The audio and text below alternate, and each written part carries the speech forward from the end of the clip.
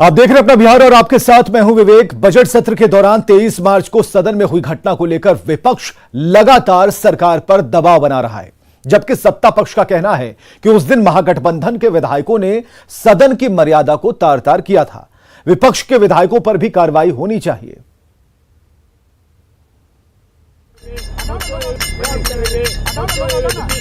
बिहार विधानमंडल के मानसून सत्र के पहले दिन ही परिसर का नजारा बदला बदला नजर आया।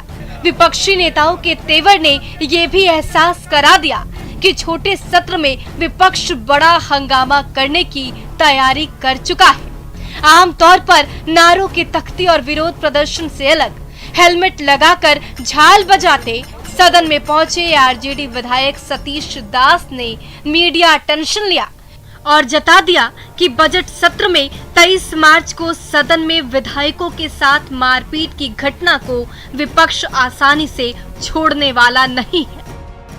पिटाई हुई थी। हाँ, हमको पिटाई हुई थी। हाँ। और इसीलिए हम अपनी सुरक्षा के लिए हम हेलमेट लेकर के आए हैं। हाँ। और कि हम सरकार पे हमको विश्वास नहीं है, भरोसा नहीं है। अगर सरकार वाकई में माननीय के प्रति गंभीर होती तो जितने भी दोषी थे, फुटेज आप लोग के भी पास था, आप लोग पर भी पीटा गया, आप लोग को भी पीटा गया था, तो इन तमाम फुटेज पे जो दोषी लोग थे, जो बड़े पदाधिकारी थे, जिनके बुलावे पे वो तमाम पुलिसकर्मी आए थे, पहले सबसे पहले उनको बर्खास्त किया जाता, उसके बाद छोटे छोटे पुलिसकर्मियों पर कार्रवाई होती। पिछले सत्र में हुई मारपीट मामले में अब तक हुई कार्रवाई से विपक्षी खेमा संतुष्ट नहीं है और सदन में हुई घटना का विरोध जताने के लिए विपक्षी विधायक काला मास्क लगाकर विरोध जताने सदन में पहुंचे। काले मास्क में सदन पहुंचे नेता प्रतिपक्ष तेजस्वी यादव ने अधिकारियों पर भी भड़ास निकाली। हमको आसन पे पूरा भरोसा है कि जो दाग लगा है तो उस दिन का वो धोने का मौका जरूर मिला। पहन के आए हैं, काला मास्क पहन के आए हैं, काले दिन का याद दे। भाई, विधायकों का मान सम्मान नहीं रहेगा लोकतंत्र के मंदिर में तो कौन पूछने वाला है? ये अधिकारी लोग, हम लोग तो लाखों लोग चुन के भेजते हैं और ये अधिकारी लोग जाट लात घुसा से मार के विधानसभा में वो करेंगे क्या? भले ही सदन का मॉनसून सत्र शुरू हो चुका है, लेकिन विपक्षी विधायक बजट सत्र की घटना से आगे नहीं बढ़ रहे हैं। सदन के बाहर तमाम विपक्षी दलों ने पिछले सत्र में मारपीट और महंगाई के मुद्दे पर विरोध प्रदर्शन किया। विधानसभा में एक इतिहास बना कि जनप्रतिनिधियों पर बेरहमी से, अपमानजनक ढंग से उनके साथ व्यवहार किया गया और पिछला जो बिल था उस बिल को पुलिस के बंदूक के नोक पर यहाँ पास कराया गया। इस तरह के गैर प्रजातांत्रिक अप्रोच जो सरकार की रही है उसके विरुद्ध यह प्रदर्शन है। विपक्ष के विरोध प्रदर्शन से अलग सत्र के पहले दिन दिवंगत आत्माओं, कोरोना से मरने वाले डॉक्टरों और अन्य लोगों को श्रद्धांजलि देने के साथ ही पहले दिन की कार्यवाही मंगलवार 11 बजे तक के लिए स्थगित कर दी गई। सत्र के पहले दिन एलजेपी विधायक राजकुमार सिंह के जेडीयू में विलय के साथ ही सदन के पटल पर वित्तीय वर्ष 2021 से 22 का पहला अनुपूरक बजट रखा गया। इसके साथ ही 2 अन्य राजकीय विधेयक भी पेश किए गए। न्यूज़ 18 के लिए पटना से शैलेंद्र के साथ अमित कुमार की रिपोर्ट। बजट सत्र के दौरान 23 मार्च को सदन में हुई घटना को लेकर विपक्ष लगातार सरकार पर दबाव बना रहा है, जबकि सत्ता पक्ष का कहना है कि उस दिन महागठबंधन के विधायकों ने सदन की मर्यादा को तार तार किया था। विपक्ष के विधायकों पर भी कार्रवाई होनी चाहिए। बजट सत्र, विगत बजट सत्र के दौरान जो घटना हुई उसमें उसका 2 पक्ष है। एक सदन के बाहर जो एक आरोप था कि पुलिस के जवान ने दुर्व्यवहार किया, तो उस पर माननीय अध्यक्ष जी के निर्देशालोक में सरकार ने कार्रवाई की। और सदन के अंदर जो असंसदीय कार्य हुए और मर्यादित कार्य कुछ माननीय सदस्यों के द्वारा किया गया, वो तो उसके लिए आचार समिति उसको देख रही है। आचार समिति के प्रतिवेदन का इंतजार करिए। और जो सारे मामले हैं उसकी छानबीन हो रही है और आचार समिति को यह मामला पूरी तरह से छानबीन करने के लिए दिया गया है। और जब पूरी बात छन के आ जाएगी तो हम समझते हैं कि बिहार विधानसभा के अध्यक्ष महोदय उस पर कार्रवाई करेंगे। इधर पटना में आज एनडीए विधायकों की अहम बैठक हुई, जिसमें मंत्री मुकेश सहनी नहीं पहुंचे, जबकि वे पटना में थे। बाद में बैठक से दूर रहने के सवालों पर मुकेश सहनी ने कहा कि एनडीए में उनकी सुनी नहीं जा रही, उन्हें तवज्जो नहीं मिल रही, तो फिर ऐसे बैठक में जाने से क्या फायदा। मुकेश सहनी ने कहा कि इस पर हम सभी को सोचने की जरूरत है। सरकार के साथ है, सरकार मजबूती से चलेंगे और कहीं पे कुछ भी नहीं रहने वाला है। इस बात को लेकर नाराज बैठक में नहीं है। हम लोग अपना बैठक कर रहे हैं। आज विधानसभा हमने अटेंड किया, विधान परिषद अटेंड किया। सरकार के साथ है, सरकार में कोई कहीं पे कुछ नहीं है। मुख्यमंत्री जी के नेतृत्व में बिहार में सरकार चल रहे हैं। रहा कि एनडीए के बैठक में हम लोग नहीं गए हैं, क्योंकि एनडीए के बैठक का मतलब होता है कि एनडीए का बात रखा जाए, सुना जाए। तो इसके लिए माननीय मुख्यमंत्री जी या भारतीय जनता पार्टी या मांझी जी, हम सबको मिलकर सोचने की आवश्यकता है कि अगर एनडीए है तो एनडीए में एनडीए का विधायक का, एनडीए का नेता का बात रखा जाए, सुना जाए और उस हिसाब से सरकार चले। वीआईपी प्रमुख और बिहार सरकार में मंत्री मुकेश सहनी की नाराजगी पर बिहार बीजेपी के अध्यक्ष संजय जायसवाल ने कहा कि उत्तर प्रदेश हाईकोर्ट ने प्रदेश में मूर्ति लगाने पर रोक लगाई है। सीएम योगी खुद हाईकोर्ट के आदेश का इंतजार कर रहे हैं और ऐसे में किसी दूसरे की मूर्ति लगाने की इजाजत कहां से मिल जाएगी। उत्तर प्रदेश में हाईकोर्ट ने यह कानून बनाया था कि किसी की भी मूर्ति उत्तर प्रदेश में स्थापित नहीं होगी। खुद माननीय योगी जी ने कोर्ट से यह अनुरोध किया है कि हमें बड़े विद्वान लोगों की मूर्तियों को स्थापित करने की आज्ञा दी जाए, और अभी तक मुख्यमंत्री जी को यह परमिशन नहीं मिला है, तो दूसरे किसी को कैसे यह आज्ञा मिल सकती है। इधर एनडीए में तवज्जो नहीं मिलने के मंत्री मुकेश सहनी के बयान पर जेडीयू एमएलसी संजय सिंह ने सफाई दी। संजय सिंह ने कहा कि सबको बराबर सम्मान मिल रहा है, अगर किसी बात को लेकर उनकी नाराजगी है तो आपस में बैठकर सुलझा लिया जाएगा। अरे सरकार में उनको तवज्जो मिलता है, मिल बैठ के बात हम लोग कर लेंगे। हम लोग ऐसा तवज्जो नहीं मिलता है सरकार में, एकदम नहीं, एनडीए में तवज्जो मिलता है, उनका कोई कष्ट होगा उनको दूर कर लिया जाएगा।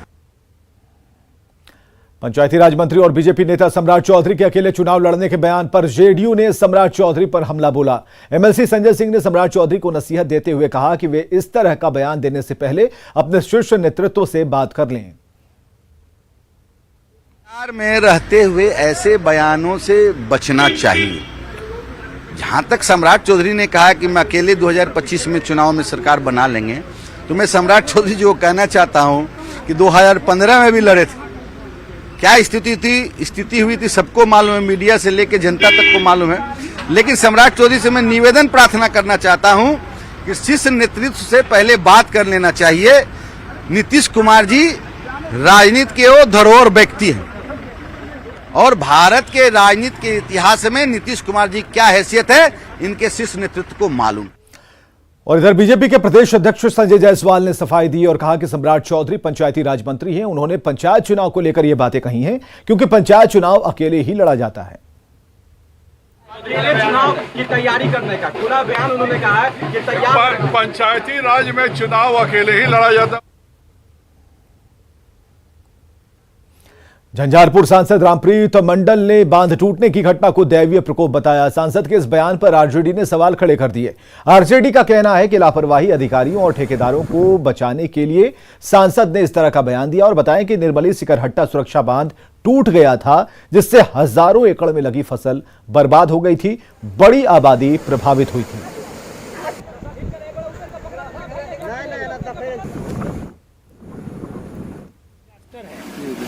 किसी के द्वारा नहीं किया गया है, लेकिन मैं तो कल हम लोग का हाउस चल रहा है, हाउस अटेंड करने के बाद शाम को फ्लाइट से आए हैं। माननीय जो हमारे दिलेसर कामत जी नहीं आ सके, हम लोग का चीफ व्हिप है, मुझे भेजे।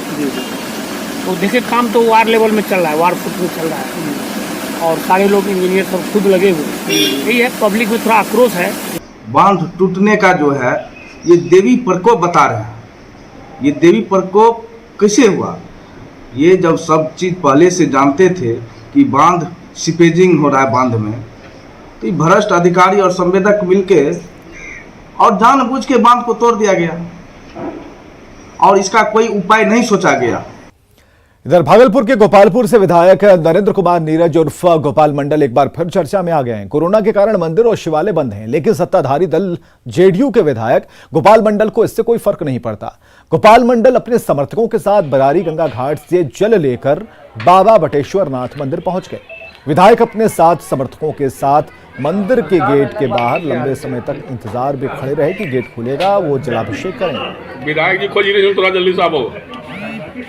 तो भागलपुर से ये तस्वीरें हम आपको दिखा रहे हैं। विधायक नहीं मानते कोरोना का प्रोटोकॉल और इस तरीके से बटेश्वरनाथ मंदिर का गेट पकड़कर खड़े रहे। काफी देर तक हंगामा होता रहा, ये ड्रामा चलता रहा और उन्हें ये पता था कि कोरोना का प्रोटोकॉल क्या है। मंदिर बंद कर दिए गए हैं। बगल में जो सुरक्षा कर्मी था उसे भी शायद मालूम होगा, उसके चेहरे पर की जो मुस्कान है ये बताने के लिए काफी है कि विधायक जी जो कर रहे थे वो बेसिकली एक ड्रामा था और विधायक नहीं मानते हैं कोरोना का प्रोटोकॉल। इस बात को लेकर ये तस्वीरें भी आप देखिए, जिसमें जो पुजारी है जो गेट की उस तरफ है वो समझा रहा है कि प्रोटोकॉल है कि मंदिर के पट बंद रहेंगे, गेट बंद रहेंगे, किसी को भी जलाभिषेक की अनुमति नहीं है। और ऐसे में इन जानकारियों के होते हुए भी दलबल के साथ जलाभिषेक करने पहुंचना ये कहीं ना कहीं उस नियम और कानून का उल्लंघन है। और खबर आ रही है वैशाली के लालगंज से, जहां महावीर चौक के पास पेट्रोल पंप के कर्मचारी से अपराधी 12 लाख रुपए लूटकर फरार हो गए। लूटपाट कर भागने के दौरान अपराधियों ने फायरिंग की है।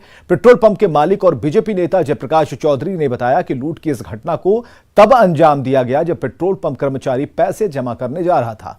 पुलिस इस मामले की जांच कर रही है। अभी तक इस मामले में किसी की गिरफ्तारी नहीं हुई।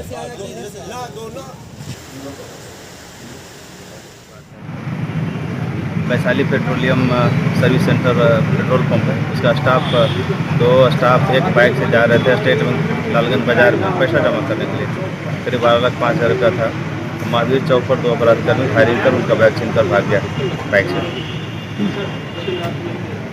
कुछ ठेस लग रहा है घटना? सूचना मिली, हम लोग प्रयास में। पटना के मितनचक मुशहरी में उत्पाद विभाग की टीम ने छापेमारी की और इस कार्रवाई में 30 लीटर चुल्हाई शराब और 1500 किलोग्राम जावा महुआ बरामद किया गया। टीम ने जब्त महुआ को नष्ट कर दिया है और इसके अलावा उदैनी में भी शराब बनाने के कारोबार का खुलासा हुआ। उत्पाद विभाग की टीम ने 150 किलोग्राम महुआ जब्त किया है। चल रहा है मशीन से सब जितना है ना सब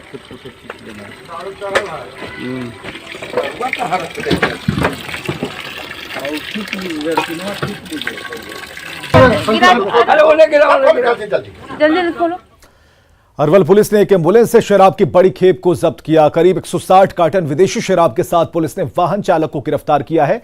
हरियाणा से इसे बिहार में खपाने की योजना थी और एसपी के मुताबिक पिछले कई दिनों से शराब तस्करी की सूचना थी और फिर पूरे प्लान के तहत इसे गिरफ्त में लिया गया। एम्बुलेंस के बारे में सूचना कई दिनों पहले से हम लोग को मिली हुई थी कि औरंगाबाद के रूट से एक चलने वाली है, हिसार से अभी वर्तमान में चली है औरंगाबाद रूट से, और उसी पर यहाँ पर इसको पकड़ा गया अरवल थाना के द्वारा। अरवल को पहले से सूचना थी, actually we were waiting for him. तो गाड़ी जब इसको ट्रैक करके रात के समय में कवर की तो ड्राइवर वहाँ से कूद करके भागा, खलासी पकड़ा गया। उसमें शराब है, उसमें 970 के आसपास लीटर बरामद है शराब को दिया ही। और अब बात स्कूल प्रबंधन की लापरवाही की। कोरोना के कारण स्कूल में पढ़ाई नहीं हो रही है और ऐसे में सरकार की ओर से निर्देश दिए गए हैं कि मिड डे मील का चावल बच्चों के बीच बांटा। जमुई जिले के ज्यादातर स्कूलों में मिड डे मील का चावल रखा हुआ है लेकिन उसे वितरित नहीं किया गया, बांटा नहीं गया है। सदर प्रखंड के कानन गांव के स्कूल में 3 महीने से बांटने वाला चावल रखा गया है और इस स्कूल का जायजा लिया हमारे सहयोगी केसी कुंदन ने। कोरोना के कारण स्कूलों में पढ़ाई बंद है, बच्चे स्कूल नहीं आ रहे हैं, लेकिन वैसी स्थिति में जो मध्याह्न भोजन बंद होने के बाद जो चावल है, सरकार ने निर्देश दिया है कि चावल जो है बच्चों के बीच बांटा जाए और इसके लिए शिक्षा विभाग के द्वारा एमडीएम का जो चावल है सभी स्कूलों को दिया गया है। जैसा कि देख सकते हैं, जमुई जिले के सदर प्रखंड का काकन मध्य विद्यालय है और यहाँ पर लगभग 700 बच्चे नामांकित है और देख सकते हैं कि यहाँ पर 3 महीने का चावल जो बताया गया अभी कि अप्रैल, मई और जून का चावल दिया गया है, लेकिन इसका वितरण अभी तक नहीं हुआ। जो जानकारी मिला है उसके अनुसार लगभग 1 महीना पहले इस चावल को यहाँ पर स्कूल में दिया गया, लेकिन चावल का वितरण अभी तक नहीं हो सका। तो थोड़ा सा इधर रोपा डोबा का भी कुछ समय आ गया, तो जिस कारण से ये बोले कि कुछ हो सकता है कि कमी हो जाएगी आने में, तो इस वजह से ऐसे आजकल में ही हम लोग सोच रहे हैं। ये रोपा के कारण सर हम लोग फंसे हुए थे, इसलिए सोचे कि हम लोग रोपा के लिए खत्म कर लेंगे, उसके बाद बांट देंगे। लेकिन नुकसान हो रहा है ना। नुकसान होगा तो हमारा भी उधर काम था सर, तो क्या करें। चूहे बर्बाद कर रहे हैं। चूहे तो सर चूहे तो कहीं भी हो जाता है, घर में भी चूहे हो जाता है, तो यहाँ तो होने ही होने हैं। तो देख सकते हैं कि एक स्कूल है काकन का, और यहाँ पर जिस तरह से चावल रखा हुआ है कई दिनों से लाकर, लेकिन चावल को बांटा नहीं गया है बच्चों के बीच में। इसको बच्चों के बीच में देना था, जिसका नुकसान भी हो रहा है। अब चावल के बोरे को चूहा निशाना बना रहे हैं, और ऐसा बहुत सारा स्कूल है। जबकि विभाग ने निर्देश दिया था कि चावल का वितरण जल्द से जल्द बच्चों में करा जाए, क्योंकि लाभ मिले, नहीं तो नुकसान ज़्यादा होगा। साथ ही ऐसे स्कूलों में रख रखाव का भी अभाव है, जो चावल दिए जाते हैं एमडीएम के लिए या बच्चों के बीच बांटने के लिए। केसी कुंदन, न्यूज़ 18, जमुई। अररिया में बाढ़ का पानी तो कम है, लेकिन बकरा नदी से कटाव की वजह से बस्ती पंचायत के वार्ड संख्या 9 की स्थिति बदतर है। यहां दर्जनों घर बकरा नदी में विलीन हो गए। हालात ये हैं कि अपनी मेहनत और खून पसीने की कमाई से खड़ा किया गया आशियाना अब ग्रामीण तोड़ने को विवश हैं। लोग प्रशासन से बकरा नदी के रौद्र रूप से बचाने की गुहार लगा रहे हैं। तो बकरा नदी के कटाव का कहर एक तरफ, और लोग तोड़ रहे हैं अपना आशियाना इसलिए कि किसी सुरक्षित जगह पर जा पाएं। उन चीज़ों को बचाया जा रहा है जिनसे उनका लगाव है, खासकर मकान की उन ईंटों को, ताकि कहीं और आशियाना बना पाए। और इस तरीके से लोग अपना आशियाना तोड़ रहे हैं फिर से नया आशियाना बसाने के लिए। दरभंगा के कुशेश्वर स्थान थाने में बाढ़ का पानी घुस गया। थानाध्यक्ष के चेंबर में भी पानी है। इतना ही नहीं, वायरलेस सेंटर वाले कमरे में भी पानी जमा है। पानी की वजह से जरूरी दस्तावेजों को ऊंची जगहों पर रखा गया है, लेकिन पानी के घुस जाने से विषैले जीवों के काटने का खतरा बना रहता है। कैसे आए थाना में? पुराना थाना सब साल इसी तरह बाढ़ आता है, और बाढ़ में घुस के काम कराना पड़ता है। जितना भी यहाँ के स्टाफ है सब ऊपर जाके अपना टेबल कुर्सी लगा के बैठे रहते हैं। आप लोग पानी से ही आते जाते हैं? हाँ, आप क्या करें, समस्या तो है ही, और आज का नहीं, हर एक साल का समस्या है। 3-4 दिन से बाढ़ की पानी प्रवेश कर गई है थाना में, और बाढ़ के पानी प्रवेश करते ही हम लोग सारे संचिका के ऊपर के स्थान पर जहाँ पर रूम है वहाँ पर ले करके चले आए हैं सुरक्षित, और सुचारू ढंग से काम चल रही है। इधर लोकसभा में आज निफ्टिम बिल 2021 पास हो गया। बिल पास होने पर केंद्रीय खाद्य प्रसंस्करण उद्योग मंत्री पशुपति कुमार पारस ने पीएम मोदी का आभार जताया है। बिल बहुत ही महत्वपूर्ण बिल है। जैसे हमारे विभाग में 2 यूनिवर्सिटी है, एक हरियाणा में है, सोनीपत में है, और एक साउथ में है। दोनों की स्वायत्तता इससे मिला। अब ये हुआ कि यूनिवर्सिटी जो है, इसमें जो हमारे पढ़ने वाले विद्यार्थी हैं उनको डिग्री मिलने में कोई प्रॉब्लम नहीं होगा। जो टीचर्स हैं, जो स्टाफ हैं, उनको कोई परेशानी नहीं होगी, और इससे पूरे देश में एक नया विभाग में एक नया माहौल पैदा हुआ। इस माहौल के तहत हम दूसरे जगह भी, दूसरे स्टेट में भी जहां हमारी आवश्यकता होगी विभाग की, वहां भी हम नए यूनिवर्सिटी विश्वविद्यालय विभाग की सहमति से हम उसको खोलेंगे। पटना नगर निगम एक बार फिर राजनीति का अखाड़ा बन गया है। मेयर और डिप्टी मेयर की आपसी लड़ाई इस स्तर तक जा पहुंची है कि मेयर गुट के पार्षदों ने डिप्टी मेयर मीरा देवी के खिलाफ मोर्चा खोल दिया। मेयर गुट के 35 पार्षदों ने डिप्टी मेयर के खिलाफ अविश्वास प्रस्ताव का ज्ञापन सौंपा है। पार्षदों ने डिप्टी मेयर पर कामकाज को ठीक से नहीं करने, सरकारी काम में बाधा पहुंचाने और अपने पद का दुरुपयोग करने का आरोप लगाया है। अविश्वास प्रस्ताव पर 30 जुलाई को बांकीपुर अंचल में विशेष चर्चा होगी, जिसके बाद डिप्टी मेयर मीरा देवी के खिलाफ वोटिंग कराई जाएगी, जिसके बाद यह तय हो जाएगा कि डिप्टी मेयर रहेंगी वो या फिर अपने पदों से जाएंगी। सभी पार्षदों, माननीय पार्षदों द्वारा हमें अविश्वास प्रस्ताव मीरा महापौर के बारे में सब पार्षदों ने हमें अविश्वास प्रस्ताव लाने के लिए कहा है। वो 2 साल से हैं यहाँ पर, सब उनका कार्यकाल देखकर सब संतुष्ट नहीं है। उप महापौर श्रीमती मीरा देवी के खिलाफ अविश्वास प्रस्ताव का पत्र जो है महापौर महोदया को लोगों ने समर्पित किया, तमाम पार्षदों ने, और करीब 50 से अधिक पार्षद जो हैं जो इस प्रस्ताव के समर्थन में है, उप महापौर के अविश्वास प्रस्ताव के समर्थन में। नेटवर्क 18 फेडरल बैंक संजीवनी गाड़ी भारत के कोविड प्रभावित जिलों में जा रही वैक्सीन के लिए जागरूकता फैलाने की हमारी इस मुहिम को आप भी अपना सहयोग दीजिए। आपको दिखाते हैं कि संजीवनी गाड़ी अब तक कहां गई और आज कहां है।